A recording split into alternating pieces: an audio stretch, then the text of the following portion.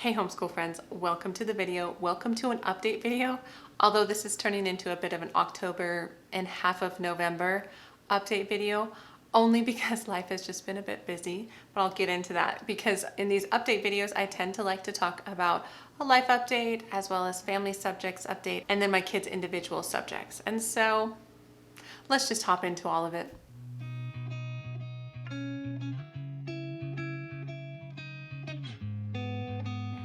So hi, my name is Angie. Welcome to the channel if you're new. Welcome back if you've been coming for a while, all of that stuff. So like I said, we are going to be chatting through my October and part of November homeschool update. So let's just start with some life stuff. So it's pretty good. What it is, honestly, though, is just busy, and I don't always love that, to be honest. And as we're approaching the holiday season, I start to get a little bit more and more overwhelmed. I really love the idea of just being very present and calm and enjoying the meaningfulness of the season, but I struggle with that, and I'm just struggling to get everything done. And that's where I'm at. It's like bringing on the twins, bringing on my 2 kindergartners and making it a total of 4 kids, all very young kids in my homeschool, as well as switching over my diet into a very strict diet, working on my autoimmune disease. And it's been good. It just takes a lot of time and a lot of prep. And I'm just tired, and so I feel like I have no time. I have no time to film videos, and it's kind of feeling that way as the holidays approach. So that might affect my upload schedule. I'm not sure. I love sharing on here, but yet again, I'm not going to burn myself out by sharing on here. So that's life. I'm a little overwhelmed, I guess, but let's just move on to what I love to talk about, which is homeschool. So family subjects. So you guys, family subjects are always fun. I'm doing HBLC and Science C with my big kids and HBLK and Science K with my twins. Sonlight is what I meant to say at the beginning of all that, Sonlight curriculum. Now, what's interesting lately is the history. So with my big kids, we are in the 2nd year of world history. So that means we did like Egypt and Greece and Rome and all of that last year. And now we've done like Vikings and Middle Ages, and we're about to leave the Middle Ages. But what's funny is my twins are doing world cultures. And so their curriculum is set up to kind of start with ancient, go to modern.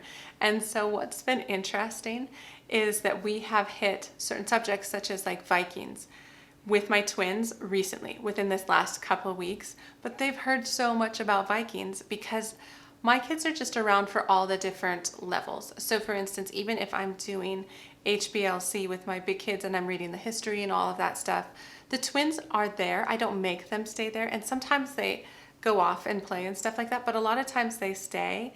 And so they already knew a lot about Vikings. So by the time we got to like the Viking spreads in their spine books, they already knew it. It was just a total repeat. But I mean, it was fun because they were able to see it at more their level, but I was also able to see kind of what they pulled out of just listening to the big kids' readings and stuff like that. So that's just kind of been fun. But now we've officially skipped past the big kids in history with my twins. So now they're working ahead. We won't have as much of that, but it was just kind of funny there for a while where I'm like, oh, you guys know all this. But as for my big kids, like I said, HBLC, it's been going really well. We've had good conversations. So Middle Ages, we talked a lot about the Crusades at their level. I know, and I'm looking forward to future levels in Sonlight and how it approaches topics like that, where it's hard, especially being a Christian and watching kind of the brutality of the Crusades, but understanding maybe a little bit more about why they chose those things. And it was good. It resulted in lots of good conversations, especially for my almost 10-year-old. So that's been really good. And the other thing that's been good, and I don't think I've talked about yet because I've just had so much to talk about in these videos, but this part of HBLC, so it's Windows on the World and Operation World Prayer Resource. So this is a common homeschool resource. I see this in a lot of people's like morning baskets and things like that. And this is the newer edition, and it's a wonderful resource. It really is. It's perfect for what it is, which it just is basically, it'll take a country and it will give it a little story about a child maybe, and like help the kids get into the story. So it's not just a bunch of facts, so they can kind of hear this kid and maybe what his family's like and maybe what his friends are like, and maybe one of their friends knows Jesus and brings them to church, and just kind of how that feels for that child. So that's good. There's also just a lot of history in there of just where that country's at, and if there's war going on there, if they have like terrorist neighbors, all these things. It just talks about that. I do love over here, it talks about things you can thank God for, as well as things you can pray for. So we often do this, but it 100% depends on how invested the kids are. So if they're barely listening and they're just kind of bored and they just, I don't know, some days are like that, right? I won't take it further. But if they're really interested in thinking about it and thinking about what it would be like to live in these countries, then we will. We'll stop and we'll pray for them. We'll grab the globe. We usually do grab the markable map so that we can write the countries on the map. And it's nice because it kind of grows with us and we see all the countries we've covered so far. And it's just really interesting. And so I do like this resource. It took me a little bit to kind of warm up to it because it's a decent amount of reading, but I think it's really interesting at the same time. And my kids have gotten more out of it, especially just a breadth of knowledge for how other people live. Really, I think this has been really good for that because it's modern day. Like we've spent so much time in history, right? Medieval times in Europe, but they can't relate to that. Now this is like, oh, but this is Egypt in modern day Egypt, not like the pharaohs, right? And they're like, oh, you take for granted that they don't really understand or think about the fact that people their age live in Egypt right now. You know what I mean? So that was history. But as for Bible, now this has gotten interesting just because we reached a part in our Bible reading because I've mentioned before there's parent reading, student reading, and then we have a book, the 30 Conversations You Should Have with Your Kids About Jesus. But with the parent reading, we were reading the Gospel of John, and now we're reading Joshua. Now, I've read Joshua before. I haven't ever read it in the way that is like, how am I going to read this to my kids? Because there's a lot of violence and things like that that can be kind of hard to wrestle with. But I was chatting with my husband about how best to talk about it with them. But the other thing I've been doing, which I really like, is I've been listening to a podcast from a pastor of a church I used to go to like 10 years ago. But they did a series on this like a year or two ago.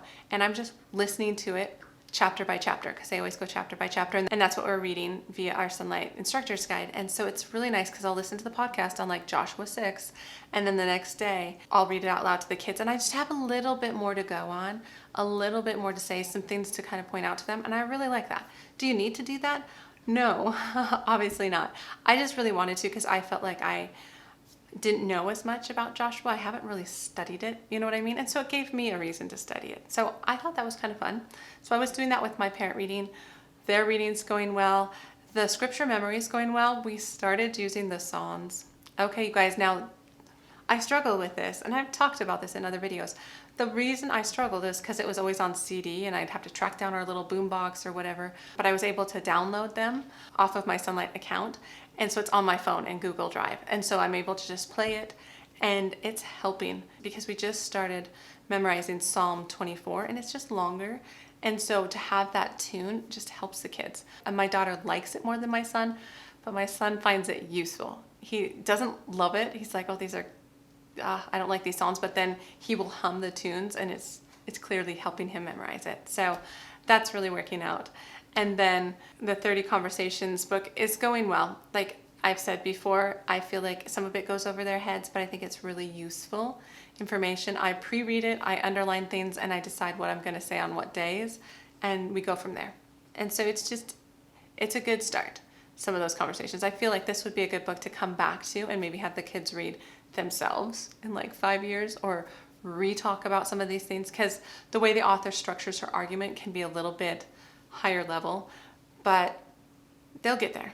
You know what I mean? So Bible's going really well. And then literature. So literature's going really well too. So with my big kids, so HBLC, we finished this book, The Door in the Wall. You guys, I loved it. It's very old style writing and it took a little while to get used to. But then it just was very captivating. And the end of it was kind of intriguing. So it was definitely about this boy and how castle life happens and all of these things. But then there is also politics and like the fact that the neighboring landowner was trying to take over the castle and all this stuff. And they laid siege on the castle. So we got to experience some of that through this book, which was really interesting. And my kids really liked it. And then we read this one.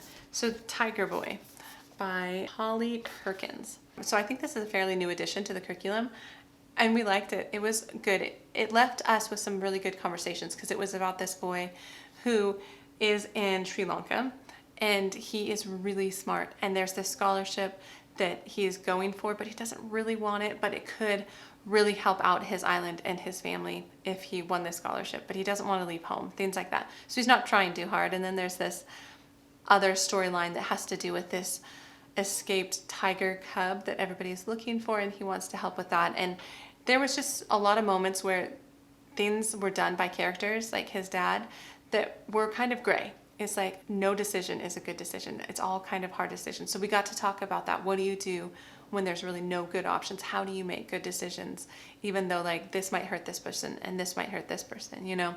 So it offered good conversations. And then this one, we are literally almost done with this. I think we have like 2 chapters left of The School Story by Andrew Clements. You guys, this is so good. And this is also the first Sonlight read aloud that we've read entirely on audio. I haven't done that yet. I have scribd and we use it sometimes to kind of supplement our reading, but this was the first one we just used in its entirety because there was a day that we were doing, we call it traveling homeschool, where we do homeschool somewhere else and we're kind of driving around town that day, and we listened to a ton of this book, and the kids just didn't want to stop listening to it, and I thought it was really good too. It's about this girl who is kind of a gifted writer. She's naturally good at stories. Her mom's a publisher, and so she writes this story, but she wants to get it published, but she doesn't want her mom to know that it's her. And so she and her friend go through some antics to try to get it published. And it's really good. I love the kind of backstory of like a kid's writing novels and just being good at something, good enough to get it published. And I thought it was inspiring is the right word. So those are the books that we read for Sonlight. And then we also finished this book, which I talked about last time. So this is The Mad Wolf's Daughter by Diane McGrath.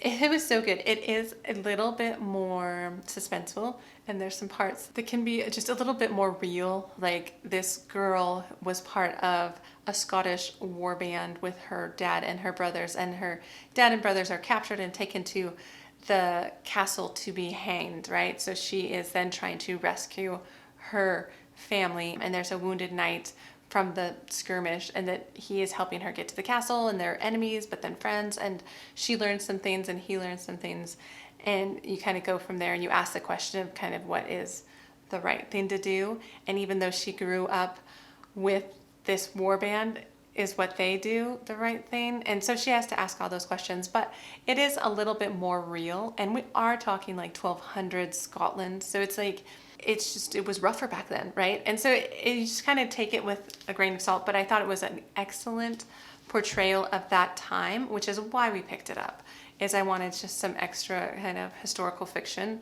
for the kids, and they just loved it. And then the next one that we're still in the middle of, we're actually close to done, is The Girl Who Stole an Elephant. So this was one of the fall Bravewriter darts that we wanted to go through, and I haven't been using the darts, which I'll talk to you about in just a second, but this book is so cute and we love it. It has to do with this girl in the jungle, and she plays kind of a Robin Hood type character where she steals from the rich to help the poor, and there's an oppressive king, and she goes too far once, and then they are on the run, and there is an elephant involved, and it's really good so far. It definitely asks those questions of, even though she's helping people, is it right to steal? You know, no is the answer to that, but the book is really good and we're really enjoying it. And I wanted to prioritize this one because we had just finished up kind of Robin Hood, and we're still in the medieval times, so it's a fun book to have for that time. And then my kindergartners have also gotten through a number of books. So we read My Father's Dragon, always a favorite book. I think this is a wonderful book to get kids started with sitting down for longer chapter books. I mean, it's not long, but it's good to kind of practice to get out of more picture books into chapter books. We loved that. And then they actually went on to read the rest of the books, because we have a bind up of all 3 books in this series, and they read them at night with their dad. So that was really fun. But the other ones they read for school, we did do this one, the Please and Thank You book, Richard Scarry. And these are great. It helps with just some behavior stuff. We're actually starting to do more manners. I have Manners Monday, Tea Time Tuesday, things like that, where we're just learning things like, how do you greet people properly? Some like mealtime etiquette. And then these kinds of things help with that too, where we can talk about being a pest. You don't want to be a grabber pest. You don't want to be, whatever. All the things in there. It's really cute. And then we also read this one. This is a pretty quick read. It's A Grain of Rice, and it has to do with just Pawn Lo, I think it was his name, as he was a peasant trying to marry the princess, and he is smart and he uses math to figure it out. It's just a clever book, and the boys really liked it. And we're currently reading this one though. So this is Franklin Endicott in the Third Key. So this is really cute so far. We're not too far. It's about Franklin, who's a bit of a worrier, and he has a journal of worries that he is causing him problems, and I think he gets to overcome some of that in this book. And it's by Kate DiCamillo, and it has to do with Mercy Watson. So I think it's somewhat in that series. I'm not sure how those are organized, but we're reading that for Sonlight. And like I said, they finished My Father's Dragon. They also read Mouse and the Motorcycle. Their dad read Mouse and the Motorcycle. They loved it. And they're currently reading this one, The Very, Very Far North, which they're liking. They're not loving as much as I thought they would. But my son didn't love this book either. He found it kind of like there wasn't as much going on, but I really liked the characters. So they're liking it. So those are all the literature books that my kids have been reading this month and a half. And then the last family subject we have is science. Again, we do Science C and Science K. You guys, we have made Science Saturdays a habit, and we have done experiments every Saturday. And it's been fantastic. I think we've missed one all year so far, and it's so good. I'm so happy with that, because not only are we getting it done, which is good, but it's really helping their learning, and it's helping them really understand kind of what we're learning in their books. And so it's really good. I'm really enjoying it. And otherwise, there's not much to report other than the fact that my daughter is doing science fair through her enrichment school, and that's been really fun. So I've been getting her like resource books from the library and having her write little facts that she's learning about, and she's doing sea otters inspired by the book Otter, which we read in August and really loved. And so we're working through that. I'll give you more updates on science fair as we get there, but she's my sciencey kid, and she really wanted to do science fair this year. So we're doing it. But that's science. And now let's get a little bit more into my kids' individual subjects, starting with my 4th grader. And so he's doing well. I feel like all in all, he's doing well. He's kind of just progressing in everything. I'd say with math, we have definitely reached the parts in Saxon where we are out of the review. And I'd say that's the case for most of October and this part of November as well, is that it's no longer a review, it's new concepts that can be difficult. And I feel like for us, me and him, it's learning how to communicate even though I'm not doing the teaching. So I'm a little bit more removed than I have been in the past. And yes, I can see his like graded work for sure. But a lot of times I'm not sure if he missed it because he did addition instead of subtraction, or if whatever it is. Like a lot of times it's just really silly mistakes. Like he was answering number 11 when he should have been on 12. And so I'm not sure kind of where his gaps are. And I don't like that as much, but I also don't quite have the time to jump into like taking it back from him. So we've communicated a bit to help him tell me when something is maybe a little confusing that I'm just not aware of, and I might need to step in and teach him. And so we've done that a number of times as I've kind of like helped him figure out a concept that he was confused by. Maybe he knew how to do it, but he didn't know why. Things like that. To switch into language arts, it's pretty much going pretty smoothly. I would say one thing that we just recently did is we switched from Sonlight level 3 readers to level 4 readers, which are a little bit bigger of chapter books. Like he is reading the Noisy Village, which we've read as a read aloud maybe 3 years ago, and he really enjoys it. He enjoys the kids and kind of the antics they get up to. So that's going pretty well. I just allow him to kind of go read it, and then we talk about it. I'm still trying to pre-read ahead of him so we can have better conversations, but that's going pretty well. We switched back mostly into Sonlight Language Arts. I've added a little bit of a free writing day. So we're not using the Bravewriter darts at this point. I mean, I have them. I just was finding it hard to kind of interweave it as well as I wanted to. But what I've done, and I think what is the best thing, is learning more about Bravewriter has helped me figure out how to help them write better. And so we're still kind of working through some exercises in the Growing Bravewriter manual, which I'll link my kind of flip through of Bravewriter if you're interested. But we're at like free writing, and what I've done has been helpful because in the Sonlight Language Arts, we have 1 day of copywork application, which I take or leave depending on where we are at in Logic of English. And then there's 2 days of creative expression, which is like composition. The first day is brainstorming, the second day is writing the paragraph or whatever, right? I've squeaked in one extra day. So a lot of times we won't do the copywork application, and instead I'll move brainstorming to one day, free writing. So the reason I'm doing free writing is because he's already brainstormed some stuff. So he'll look through his brainstorm, and then I just ask him to write. I say, okay, I'm going to set the timer for 5 or 7 minutes, something like that. Your job is to just write. You can't take your pencil off the paper. You can't go back. You're not to worry about like spelling errors or anything like that. I want you to write about what we brainstormed. And what that does is it gets all his words on the paper, even though it's like a jumble, right? Totally fine.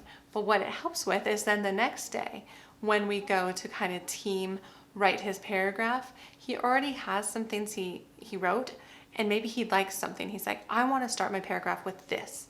Like he'll pull out this thing that he wrote kind of midway through his free write, and it gives us kind of a starter. It almost feels like he's already started the assignment, so it's not like a blank page feeling. So that just 5 to 7 minutes in between those 2 days has helped out a ton. One, in just making him feel more confident, and it just helps us work together really well. So that's been my kind of Bravewriter meets Sonlight, and it's working really well for him. And then, like I said, we use Logic of English for grammar and stuff like that, and that's going well. We've slowed it down a bit, but honestly, he says it's one of his favorites, not because it's fun, but because it actually helps him, and he can recognize that, so that's really good. Okay, so my 4th grader, I feel like he's doing well. He's just kind of chugging along. My 3rd grader is where it's been hard this year. In my September update video, I talk about where I feel like I pushed her too hard and I took some things back off her plate. I'm still struggling with figuring out where she's at. If it is a problem of her understanding, like I'm pushing too hard, like the work is too much, or if it's a problem of she doesn't want to do it. And she's just never been like that in the past. But we've been hitting some of that, and it's not just doesn't want to do it, but underlying like she doesn't want to do it wrong. And so I think that keeps her from wanting to do it, and that brings kind of like an attitude to the table, which is just not as normal for her. And so to start with math. And so even with math, what we did, we were doing Nicole the math lady, we were doing the videos and the grading. It was hard for her to have the grading because it would just tell her she's wrong, and she doesn't respond well to that, as opposed to my son's like, oh, it's wrong. Let me figure out what's right and then get the right answer eventually sometimes.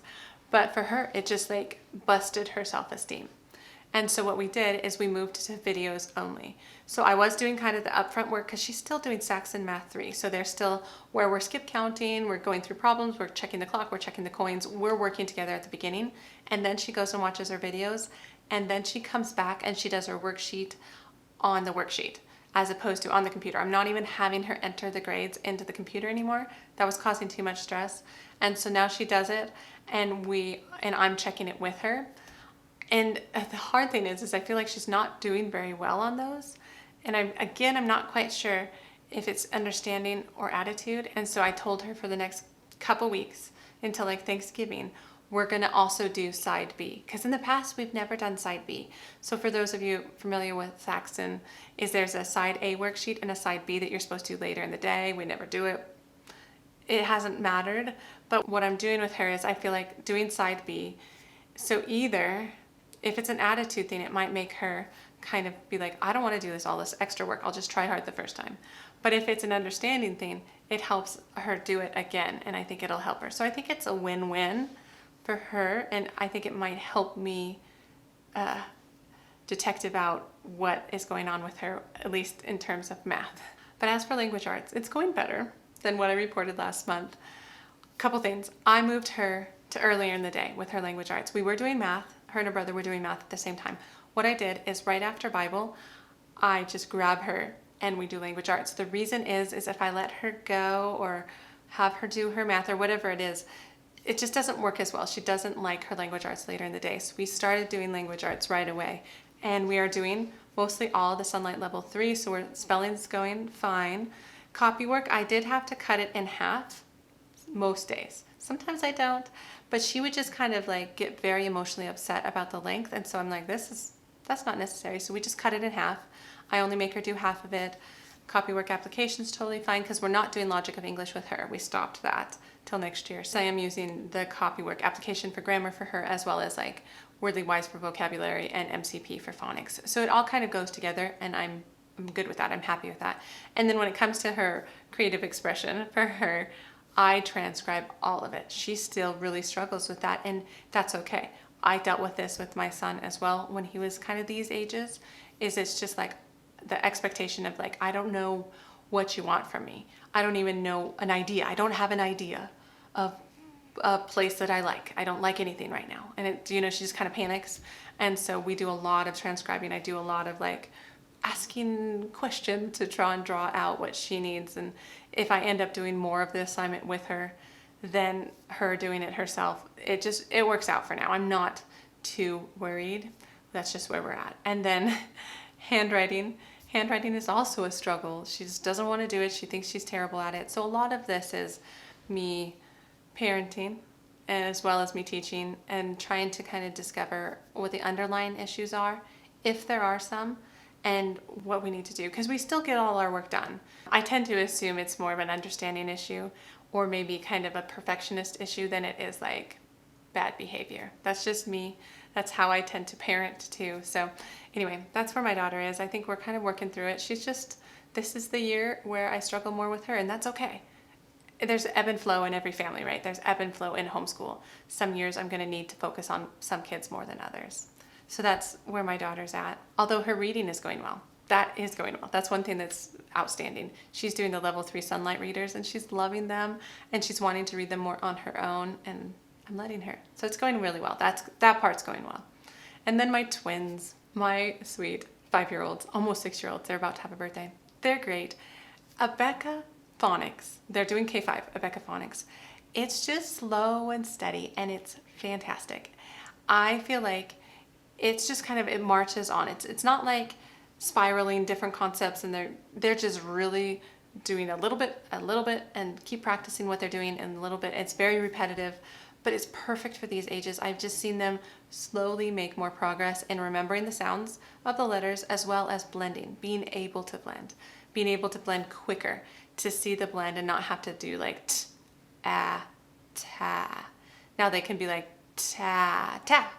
And they're getting it faster, and I love that. One of my twins still struggles a little with pronunciation of certain letters. We're actually thinking of getting him into a little speech therapy, just because it would probably help him. He's a little bit behind his brother. He's harder to understand. And there's definite sounds like the C sound. He has a tough time with that. And it comes out really cute sometimes. Like, I think it's cute. It's kind of that, like, instead of okay, it's o-tay. He still says that kind of stuff. So it's cute. I don't mind. He's only 5, almost 6. I mean, their math is fine. They're doing a lot of counting. We're just starting addition. It's classic kindergarten stuff. And then we did do some fun things this month. So I'm trying to do more fun things. So for instance, we did like a street art show. Like, my son was interested in it. And usually I'm like, no, we don't have time for that. But I'm like, no, I'm trying to say yes more to these like artsy kind of things. So we went to that, and it was really fun. We watched the eclipse, and we even had a Halloween party. So a friend of mine, where we would do nature days together. They're very loose nature days. We're just really good friends, and we both homeschool, and so we try and plan something once a month. And this month we did a Halloween party, and it was really fun because I felt like that was some of the things about public school I really liked. I like dressing up and doing Halloween and all of those things, and they get some of that with their enrichment school, which I made a whole video about that. I'll link it above, but they do get some of that. But I just like the idea of having a Halloween party and crafts and goodies and things like that. So it was fun. But yeah, that is really where we've been. I feel like some of the great things have been Sonlight. We are just doing really well with that curriculum. My kids really like it. They like how it's structured. We learn a lot. We discuss a lot. It's fantastic. We're working through math and language arts. They're just not as much fun, but we're making progress, and I'm trying to adjust as needed. So all in all, it's been good. But like I said, I'm tired and overwhelmed, and we'll see what is in the future for a lot of things. I mean, homeschool I'm very, very committed to, and hopefully I can my diet will be a little less restricted so I can have a little more space in my life. But you guys, anyway, that's where I'm at. Please let me know, how has the last month and a half been for you? How are you doing? How are you feeling about going into the holiday season? Do you have any fun Advent plans? Do you have any fun Christmas plans? I just posted my video on the Sonlight Advent unit study, which we're doing, and I'm super excited about that. So I'll link that if I can. But otherwise, you guys, I hope you're doing well. And if you like the video, give it a thumbs up, subscribe if you want to. And you guys, I'll see you in the next homeschool video. All right, take care.